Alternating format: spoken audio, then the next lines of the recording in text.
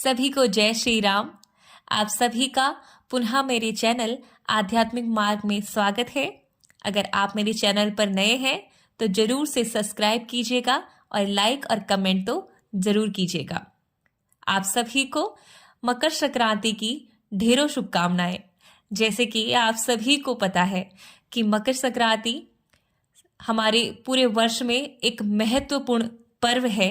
भारत के अंदर, भारत के हर राज्य में इसे बड़ी धूमधाम से मनाया जाता है।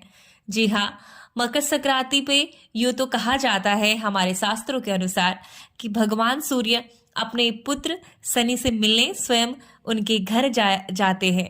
जी हाँ, धनु राशि से सूर्यदेव निकलकर मकर राशि में प्रवेश करते हैं। शनिदेव क्योंकि मकर राशि के स्वामी हैं, अतः इस दिन को मकर संक्रांति के नाम से जाना जाता है। मकर संक्रांति के दिन ही एक और कथा आती है कि गंगा जी जो जी भगीरथ के पीछे पीछे चलकर कपिल मुनि के आश्रम से होकर सागर में जा उनसे मिली थी।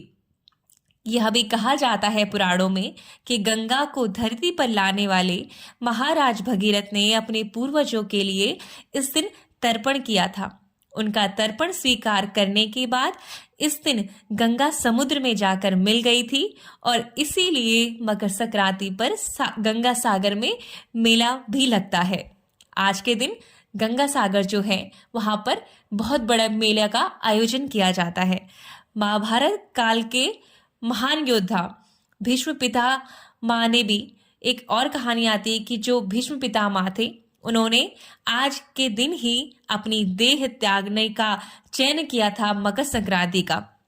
उत्तर भारत में अब इसे तो खिचड़ी आदि खाकर मनाया जाता है, जबकि गुजरात में यह पर्व पतंगोत्सव के रूप में मनाया जाता है। हमारे देश में अलग अलग प्रकार की जातियां, एक पारंपरिक जितनी भी व्यवस्थाएं हैं अलग अलग है, आपको विभिन्न प्रकार के मिलेंगे।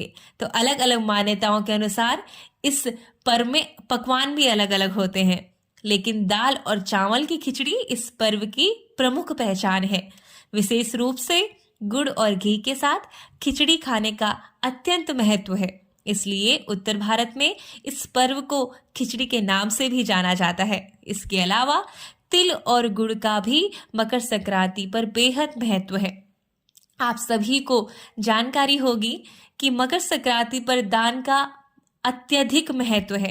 विशेषकर अगर इस दिन तिल, खिचड़ी, गुड़ एवं कंबल दान किया जाए तो शुभ फल की प्राप्ति होती है। आप सभी को पता होगा कि इस दिन प्रातः स्नान करने से और जल में तिल डालने से, नहाने से आपको गंगा स्नान का फल प्राप्त होता है। जैसे कि आज के दिन जो हमारे सूर्य देव है वो उत्तरायण हो जाते हैं, जिसे देवताओं का दिन प्रारंभ होना कहते हैं।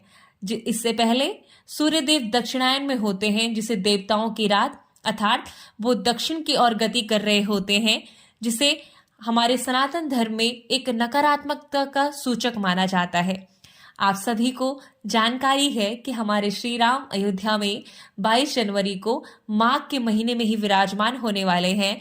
यही कारण है कि ये माघ का महीना और 22 जनवरी की तिथि चुनी गई श्री राम के प्राण प्रतिष्ठा के लिए, क्योंकि आज के दिन से ही, मकर संक्रांति के दिन से ही माघ का दिन शुरू होता है और हमारे शुभ कार्य शुरू होते हैं। तो आप सभी को ये जानकारी कैसी लगी आप कमेंट करके जरूर बताइएगा और लाइक और सब्सक्राइब करना बिल्कुल भी नहीं भूलेगा।